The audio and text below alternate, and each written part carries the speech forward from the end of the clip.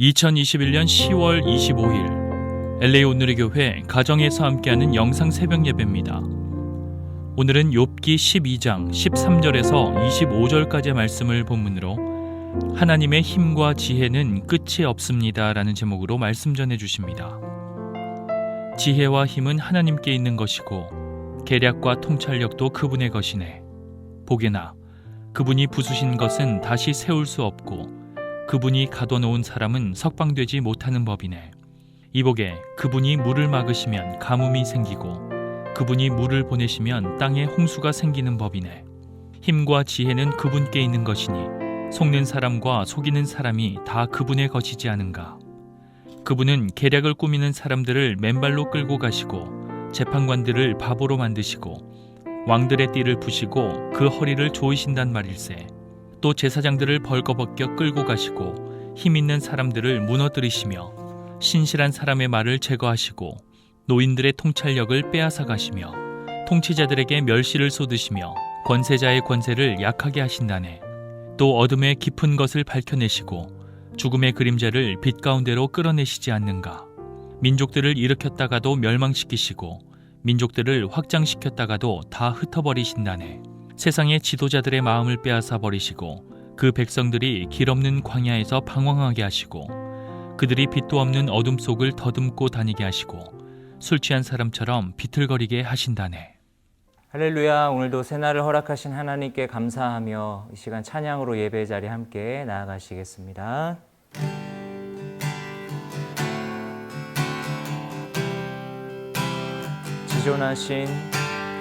지존하신 주님 이름 앞에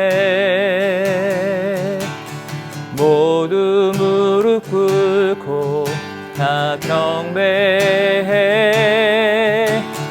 거룩하신 주님 보좌 앞에 엎드려 절하세.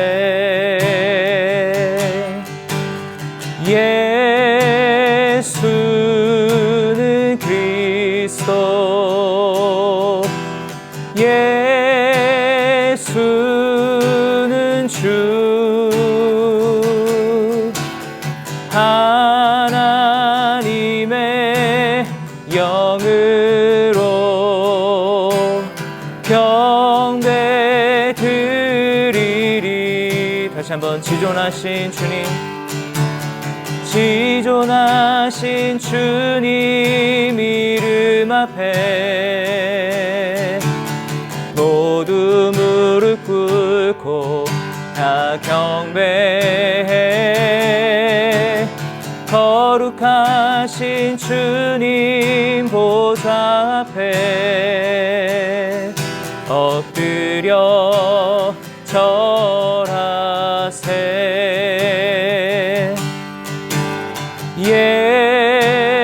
예수는 그리스도, 예수는 주,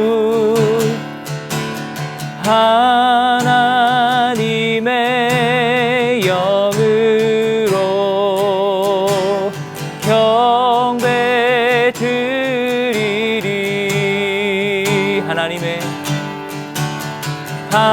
하나님의 영으로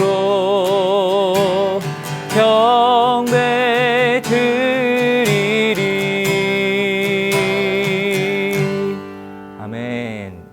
할렐루야. 10월 25일 월요일 아침입니다. 이번 한 주간도 10월의 마지막 주간으로 힘있게 살아가시기를 예수님 이름으로 축복합니다. 얼마 전에 유럽에서 뛰고 있는 손흥민 선수가 차고 나온 시계가 화제가 된 적이 있습니다.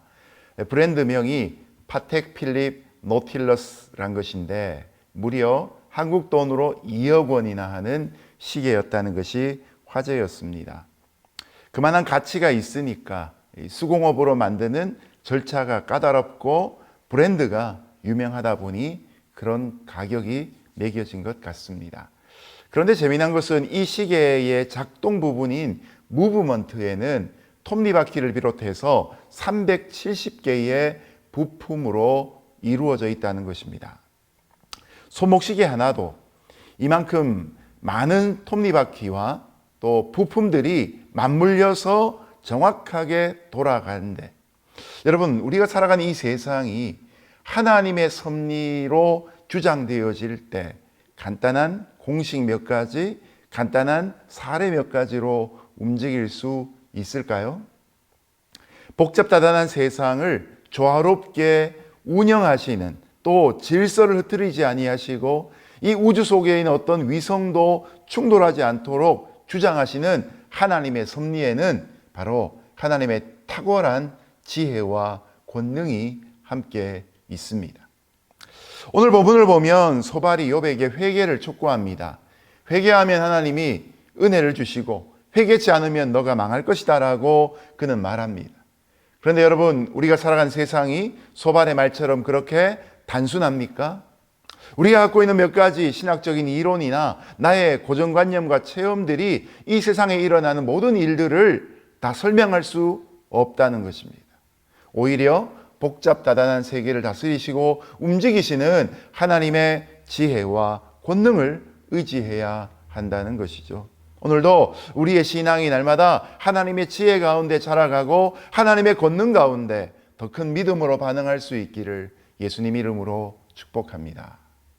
지혜와 힘은 하나님께 있는 것이고 계략과 통찰력도 그분의 것이네. 보게나 그분이 부수신 것은 다시 세울 수 없고 그분이 가둬놓은 사람은 석방되지 못하는 법이네. 이보게 그분이 물을 막으시면 가뭄이 생기고 그분이 물을 보내시면 땅에 홍수가 생기는 법이네. 힘과 지혜는 그분께 있는 것이니 속는 사람과 속이는 사람이 다 그분의 것이지 않은가. 소발의 말에 욥이 대답합니다. 우선 대전제는 지혜의 다른 측면인 힘과 계략과 통찰력은 하나님의 것이다라는 고백입니다. 욥은 이것을 앞서 11장에서 소발이 했던 것처럼 격언을 활용해서 말합니다. 하나님이 헐어버리시면 세울 자가 없고 그분이 사람을 가두시면 풀어줄 자가 없고 세상의 전사가 파괴시킨 것은 다시 지을 수 있고 그가 감금시킨 자는 풀려날 수 있지만 하나님이 파괴하신 것은 다시 지을 수 없고 하나님이 가두신 자는 헤어날 수 없다는 논지입니다. 여러분, 인간이 지식과 과학으로 물을 통제하려고 얼마나 애를 씁니까?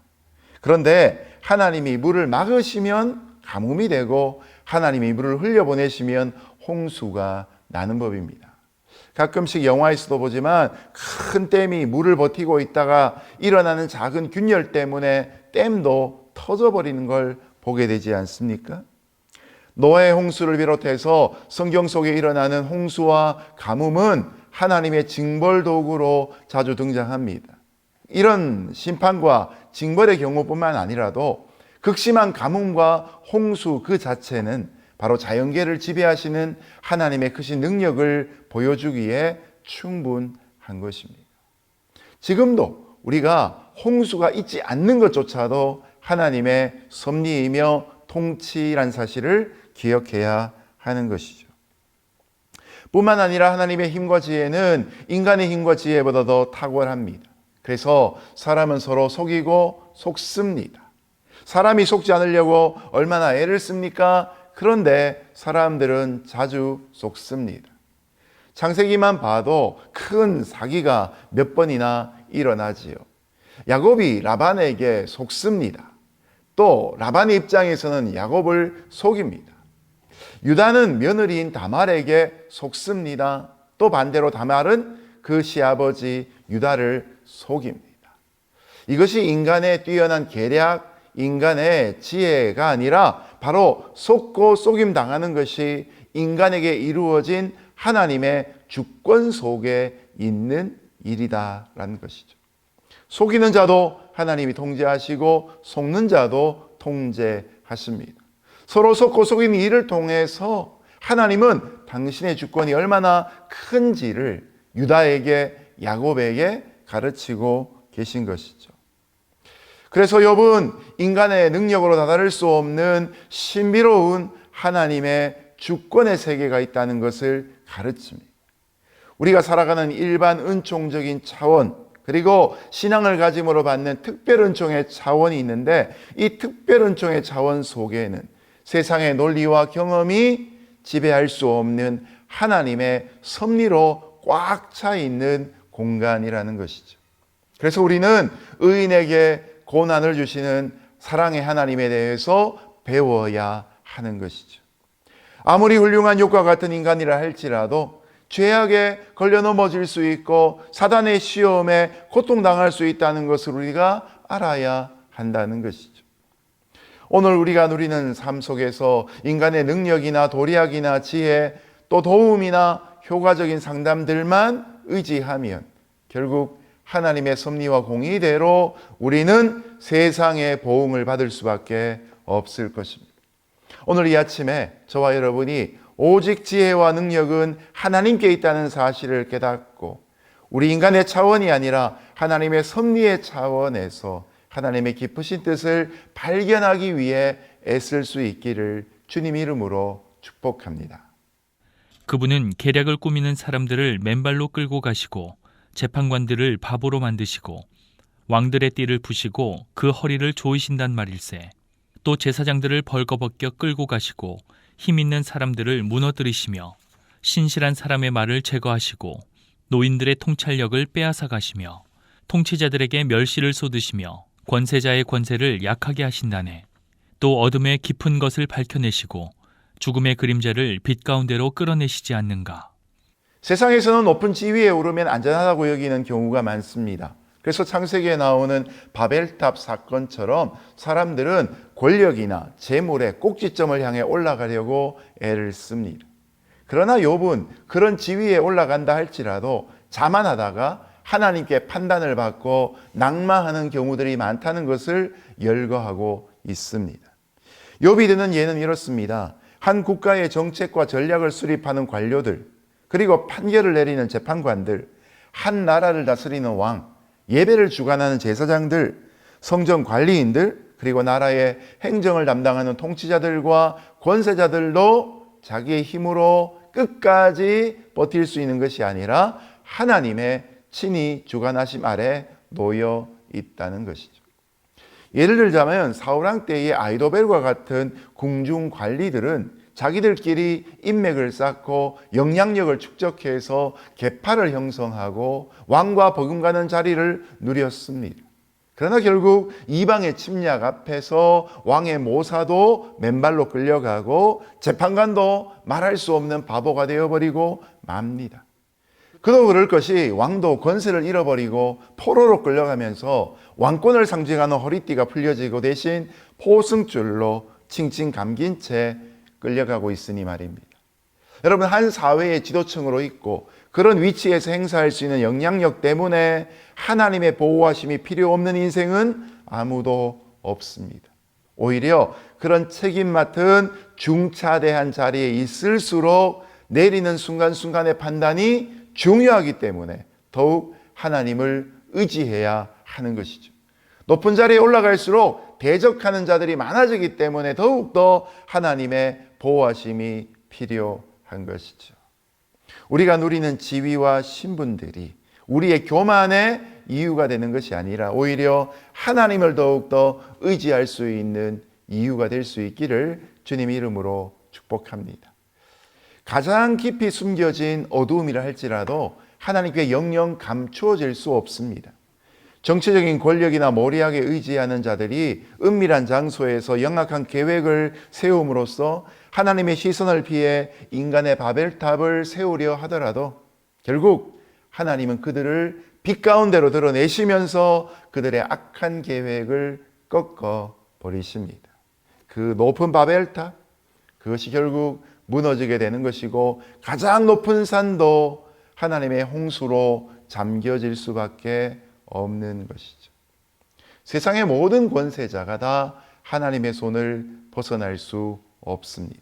오늘 하루도 그런 하나님의 지혜와 권능에 의지하는 귀한 일이 있기를 예수님 이름으로 축복합니다. 민족들을 일으켰다가도 멸망시키시고 민족들을 확장시켰다가도 다 흩어버리신다네.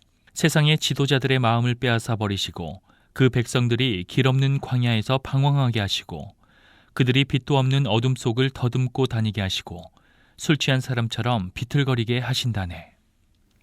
하나님은 민족들의 주권자가 되십니다. 민족은 원문대로 번역하면 그 땅의 백성입니다. 더 전문적인 용어로 말하자면 영향력이 있는 지주들이라는 뜻입니다.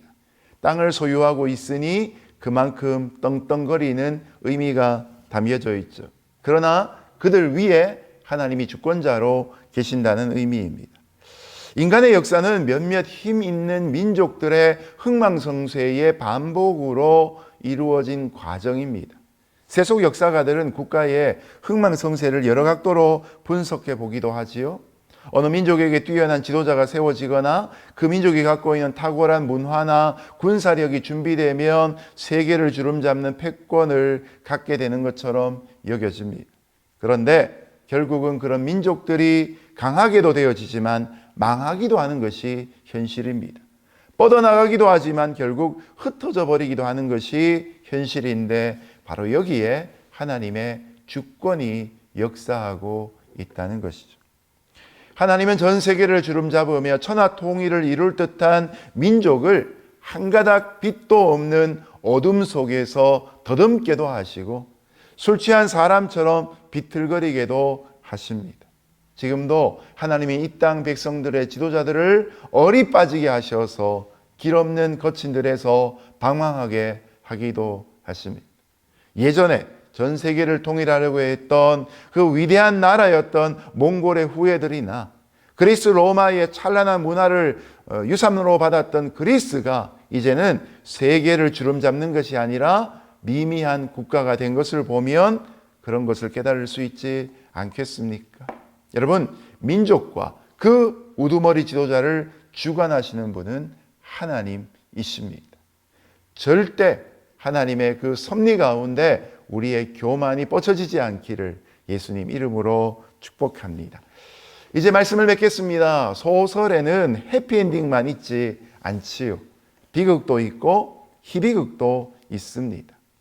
우리의 삶을 있는 모습 그대로 보여줄 때 이 소설이 역사가 또한 의미가 있는 것이죠. 거기에 감동이 있고 교훈이 있게 됩니다. 세계 역사를 주관하시는 하나님을 믿을 때 우리 인생은 때로 희극이 아닌 비극일 수도 있고 희극과 비극이 교차하는 희비극이 될 수 있습니다. 하나님의 은총으로 우리 앞에 큰 문이 열리기도 하고 하나님의 은총으로 우리 앞에 문이 닫히기도 합니다. 여러분, 그리스도인은 잘되고 못되는 것에 목숨 거는 사람들이 아니라 어느 순간에도 거룩하기 위해 목숨 거는 사람이 되어야 할 것입니다. 오늘도 저와 여러분의 인생 속에 찬란한 햇빛이 또한 어두운 먹구름 모두가 하나님의 섭리 아래 주관되고 있다는 사실을 깨달으며 하나님은 사랑하시는 자에게 모든 것을 합력하여 선을 이루시는 분이신 것을 기억하며 믿음 가운데 일희일비하지 않고 꿋꿋이 그 걸음을 감당할 수 있기를 예수님 이름으로 축복합니다. 함께 기도하겠습니다. 하나님 아버지 감사합니다. 길가의 장미꽃으로 인해서 감사하고 그 장미꽃 가시로 인해서도 감사합니다. 하박국 선지자의 고백과 또한 욥의 모든 고백들이 우리의 고백인 줄로 믿습니다. 우리 인생의 흥망성쇠를 초월하여 우리를 사랑하시고 우리를 붙잡으시는 힘과 지혜의 하나님을 의지하는 우리가 되게 하여 주옵소서. 예수님의 이름으로 기도합니다. 아멘.